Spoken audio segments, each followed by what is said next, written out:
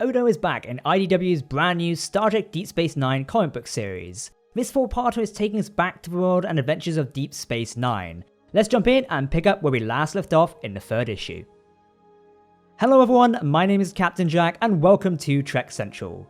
Before we do jump into the third installment of Deep Space Nine Too Long a Sacrifice, make sure to hit that subscribe button to never miss a video from the team here at Trek Central. It won't be long before the fourth and final issue is out, so stay tuned for that. Okay, so after a month-long hiatus, IDW's Too Long a Sacrifice is back with its third and penultimate issue. The Noor-inspired Deep Space Nine story continues with starters a bombing of a restaurant on board the actual station, and has further developed into a complex series of seemingly unconnected murders.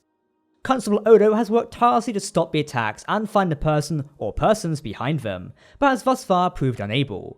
With Starfleet and the Federation losing confidence in Odo's ability to solve the case, Special Investigator Retlaw has been brought in to fold to bring some Betazed experience to the investigation.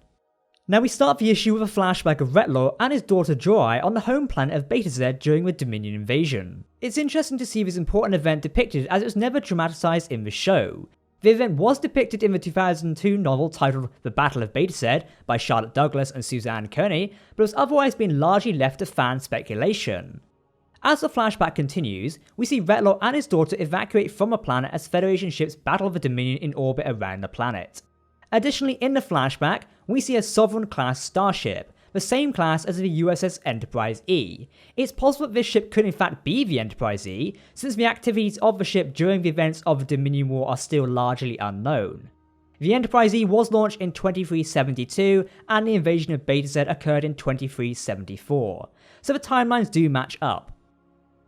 Back in the present day, Odo and Retlaw have been taking a tour of the station. At the end of the last issue, it was hinted that Retlaw and Odo might be adversaries, but they seem to put aside their differences and work together as partners. Retlaw at first casts suspicion on Odo for being a founder, the same group leading the Dominion, but says that even though he can't read Odo's mind, he can still judge his good character. After a brief tour of Deep Space Nine, including a pass by Garrick's tailor shop, the two sit down for a drink. The two discuss the ethics of using a telepath during a criminal investigation. Much as many countries today have laws protecting citizens against self-incriminating, it appears that in the 24th century, similar laws are in place when dealing with telepathic investigations, to protect citizens from what Retlaw calls involuntary self-incrimination. The use of telepathy is an interesting moral conundrum that has been rarely explored in Star Trek. The show's most famous Betazoid, Chancellor Deanna Troi, was only half Betazoid, so she only had powers of empathy, not telepathy. She was restricted to sensing others' feelings, not their thoughts. We saw the use of a Betazoid in a trial in the Next Generation episode The Drumhead, but these sorts of ethical questions were never really discussed. However, Retlaw says that in most important cases, he is permitted to exceed his usual boundaries to help solve the case. Odo and Retlaw's conversation is suddenly interrupted by a communication from Dr. Bashir with more bad news: 2 dead Ferengi. This was the second group of Ferengi to be killed aboard Deep Space Nine, the first being a trade delegation to the Federation from a previous issue. Frustrated by the melodramatic cause of death, as Retlaw puts it, that being poison darts, Retlaw decides to re-interview all of Odo's original suspects, the first being none other than Quark. As is a known trait of Ferengi, they are immune to telepathy due to their complex 4-lobe brains. Retlaw is immediately annoyed with Quark's dramatic defiance of questioning. He doesn't know Quark's games like Odo does, and doesn't know how to handle him.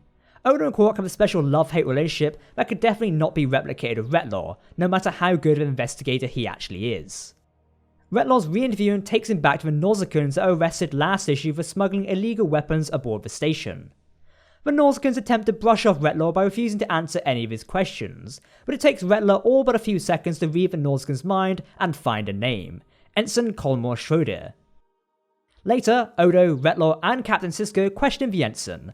They approach Schroeder with evidence that he allowed the Nausicaans to sneak aboard Deep Space Nine with their illegal contraband. However, Schroeder refuses to answer the questions, bringing a prominent halt to the questioning.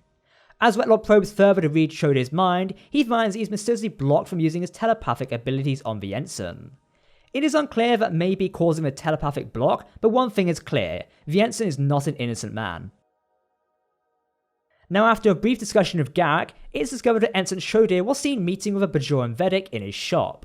Garrick also conveniently let slip that this Vedic was a collaborator during the Cardassian occupation of Bajor. As the two approach the Vedek's chambers, two poison darts, likely the same that killed the Ferengi, pierce the wall near them. No culprit is visible, but as Retlaw states, you know you're getting close to the truth when they start trying to kill you.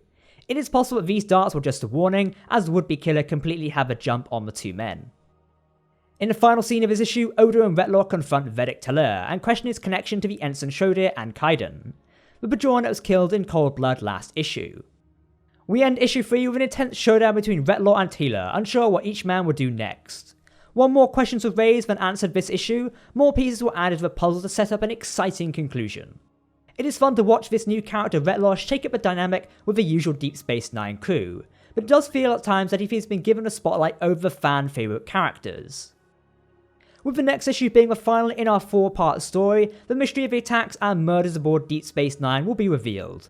Hopefully we get a classic scene of investigating, putting all the pieces together, and explaining the culprit's master plan, step by step, and hopefully Odo is the character to do that. And that's a wrap on the 3rd issue for today. Of course, we highly recommend you pick up this comic for yourself. It can be found at all good comic book stores, as well as IDW's own online web store. If you can, really consider supporting your local comic book / fandom store during these difficult times. It helps everyone out. In the meantime, we'll leave you here for today, but make sure to hit that subscribe button to never miss a video from us here at Trek Central. For now, I've been Captain Jack, thanks for watching, and we'll see you next time. Live long and prosper, my friends.